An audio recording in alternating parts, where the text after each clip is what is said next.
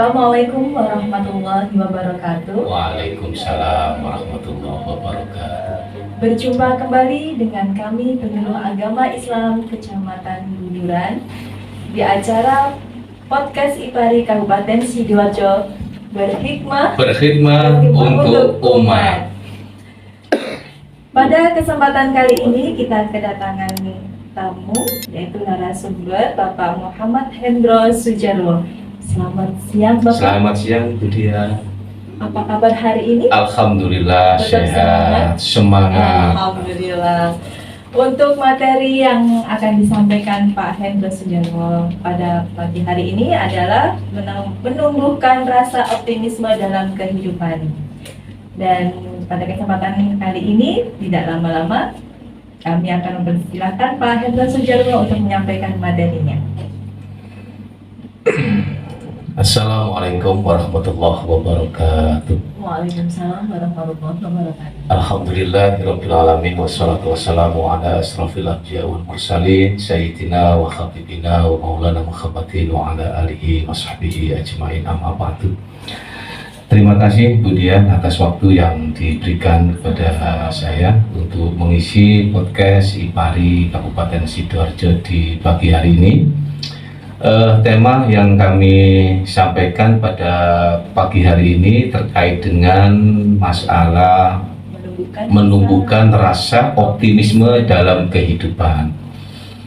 Setiap manusia itu pasti mempunyai suatu rencana dalam kehidupannya.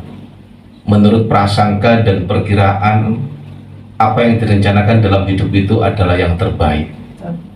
Ya kan? Iya. Setiap rencana-rencana yang disusun oleh manusia itu pasti akan tercapai, akan berjalan manakala rasa optimisme itu tumbuh dalam kehidupannya, tumbuh dalam jiwanya. Nah, masalahnya kemudian apa yang sudah direncanakan oleh manusia itu terkadang tidak sesuai dengan apa yang direncanakan. Tidak sesuai dengan ekspektasi. Ekspektasi, sehingga rencana-rencana dalam kehidupan itu tidak berjalan sesuai dengan apa yang dikehendaki. Atau mungkin ya dalam kehidupannya itu ada musibah, ya, atau ada ujian-ujian yang diberikan oleh Allah kepadanya, sehingga rencana yang disusun dalam hidup itu tidak berjalan sesuai dengan apa yang diinginkan. Lah, jika hal itu yang dihadapi oleh seseorang, manakala rencana yang sudah disusun dengan baik itu tidak berjalan sesuai dengan apa yang diinginkan, dan ia sudah berdoa dan berusaha, maka hasil akhir yang Allah berikan kepadanya itu adalah yang terbaik. Karena yang terbaik adalah pilihan Allah Subhanahu wa Ta'ala. Berarti, Bapak saya maaf, Iya. berarti rencana yang sekiranya kita sudah usahakan dengan baik, kita ikhtiar dengan baik, dengan maksimal misalnya gitu ya. Kemudian hasilnya tidak sesuai dengan ekspektasi kita, akhirnya ya kita harus kembali lagi pasrah kepada apa yang diberikan sama Allah. Gitu ya Pak? Iya. Jadi pasti sesuatu yang terjadi dalam kehidupan kita itu ada hikmah yang tersembunyi yang Allah berikan kepada kita dan kita tidak akan tahu. Tetapi hikmah yang Allah berikan kepada kita itu pasti yang terbaik. Sebagaimana dikatakan oleh Allah dalam Al-Quran itu, surah Al-Baqarah, wa asa an takrahu syai'an wa huwa khairul lakum. Boleh jadi kamu membenci sesuatu padahal ia amat baik bagimu. Sesuatu yang kita cintai itu belum tentu menurut Allah baik bagi kita. Tetapi sesuatu yang kita benci menurut Allah adalah yang terbaik. Nah, makanya seperti itu, ketika kita mempunyai rencana-rencana dalam kehidupan, sesuatu yang kita rencanakan itu tidak berjalan sesuai dengan apa yang kita inginkan, nah disitulah Allah Subhanahu wa Ta'ala memberikan hikmah yang terbaik bagi kehidupan kita. Terus Bapak, kalau boleh saya tanya, bagaimana caranya kita ketika apa yang selama ini kita harapkan ternyata tidak sesuai dengan keinginan kita. Kemudian bolehkah kita untuk misalkan mengeluh, atau kalau marah jangan sampai marah. Ya, Oke. betul. Kalau mengeluh bagaimana? Apakah diperbolehkan kita? Apa yang kita inginkan berarti ternyata sama Allah itu dianggap tidak baik oleh Allah gitu. Apakah kita boleh mengeluh atau menyerah gitu, Pak? Kalau istilah kita itu mengeluh atau menggerutu, Ya. tidak diperbolehkan. Tetapi kalau kita menyesal atau putus asa, itu pun juga tidak diperbolehkan. Apa yang sudah kita rencanakan dalam hidup itu tidak berjalan sesuai dengan apa yang kita harapkan, terus kita itu marah, kita jengkel, Iya. kita frustasi.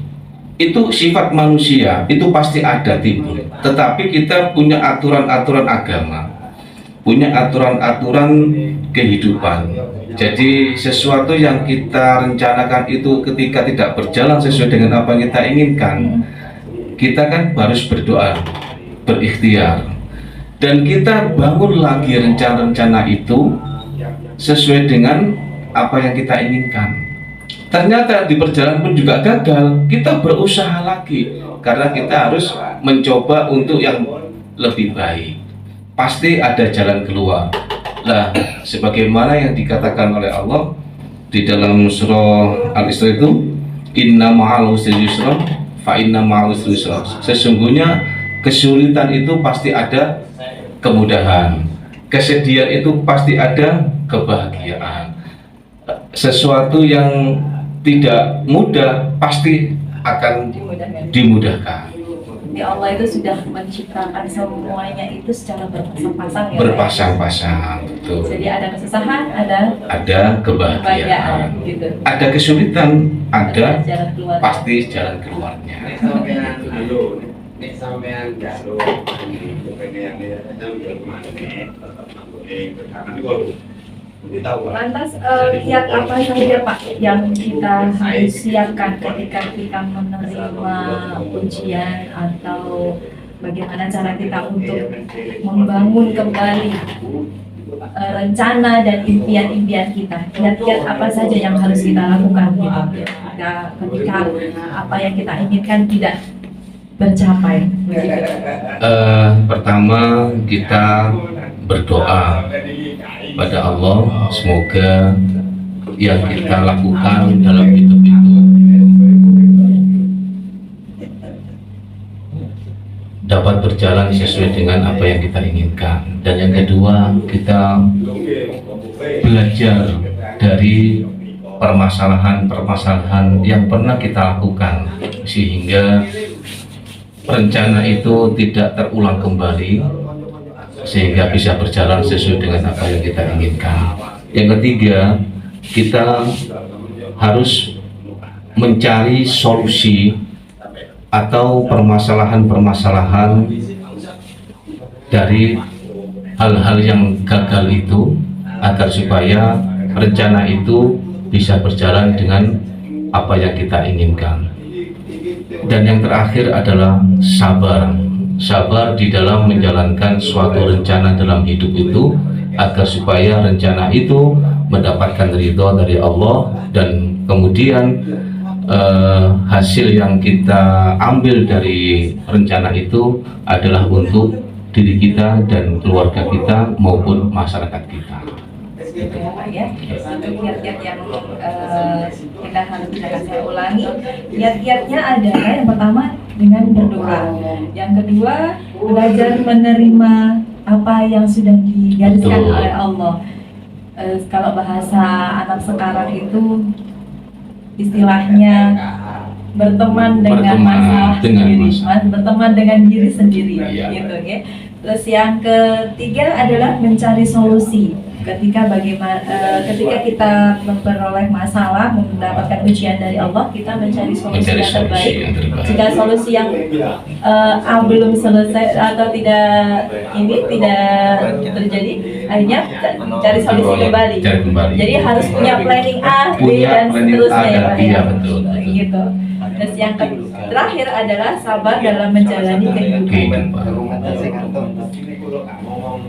Ada lagi Pak yang mau disampaikan? Iya, seperti halnya ketika ini kisah yang dikisahkan oleh Allah dalam Al-Quran, ya, kisah Nabi Allah Yusuf alaihissalam itu kan banyak peristiwa-peristiwa yang Allah berikan kepada Nabi Yusuf melalui ujian-ujian yang Allah berikan.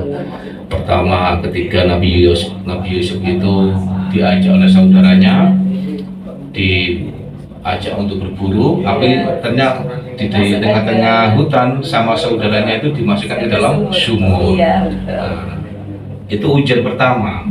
Tetapi ketika ada saudagar lewat di situ ngambil air dalam sumur, ternyata di dalamnya ada Nabi Yusuf. Diambil Nabi Yusuf itu oleh saudagar. Ternyata diambil oleh saudagar itu tidak dirawat atau diangkat juga enak, tapi dijual di pasar sebagai seorang budak. Nah, ketika Nabi Allah Yusuf alaihissalam itu dijual sebagai seorang budak, ternyata Nabi Allah Yusuf alaihissalam itu adalah mencapai tangga awal kebahagiaan. Nah, kenapa? Karena Nabi Allah Yusuf alaihissalam itu dibeli oleh saudagar atau pembesar dari kota Mesir. Dibeli oleh pembesar kota Mesir itu, dibawa ke istana dan di sana diangkat menjadi seorang anak, ya kan? Di sana diangkat jadi anak, dibina, dilatih, akhirnya tumbuh sebagai seorang pemuda yang gagah. Ternyata di situ tidak menjadikan Nabi Yusuf alaihissalam itu terlena oleh kemewahan-kemewahan yang Allah berikan di istana itu, tetapi justru malah Nabi Yusuf alaihissalam difitnah oleh istrinya pembesar kota Mesir sebagai penzina waktu itu, ya, sehingga Nabi Yusuf alaihissalam dimasukkan ke dalam penjara. Itu juga lama sekali. Singkat cerita, ketika itu Nabi Yusuf alaihissalam itu dibebaskan oleh raja dari penjara itu karena ia mampu mentakwilkan mimpinya sang raja. Nah, gitu kan, sehingga Nabi Allah Yusuf alaihissalam itu dibebaskan dari penjara. Nah, peristiwa Nabi Allah Yusuf alaihissalam itu dari mulai awal sampai akhir itu kan ujian yang Allah berikan. Ujian yang sangat berat kalau kita sebagai manusia biasa, ya Pak. Tetapi Nabi Allah Yusuf alaihissalam tidak pernah sama sekali mengeluh, ya kan? Mengeluh atas ujian yang Allah berikan. Tetapi apa hasil dari ujian-ujian Nabi Allah Yusuf alaihissalam itu berikan, yang Allah berikan kepada Nabi Allah Yusuf? Nabi Allah Yusuf alaihissalam diangkat menjadi seorang nabi dan raja di istana Mesir. Sehingga dari lantaran itulah Nabi Allah Yusuf alaihissalam itu membawa seluruh keluarganya, ayah bundanya, saudara-saudaranya, dari kehidupan yang sulit menuju kehidupan yang bahagia. Kehidupan yang penuh dengan kesedihan menjadi kehidupan yang penuh kebahagiaan. Itulah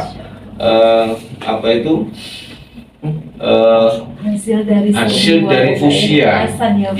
Kiasan itu yang Allah berikan. Ternyata di balik ujian itulah ada suatu rahasia yang besar. Nah, kita ngambil dari kisah itu sehingga kita simpulkan manusia dalam hidup ini harus menumbuhkan rasa optimisme dalam kehidupan.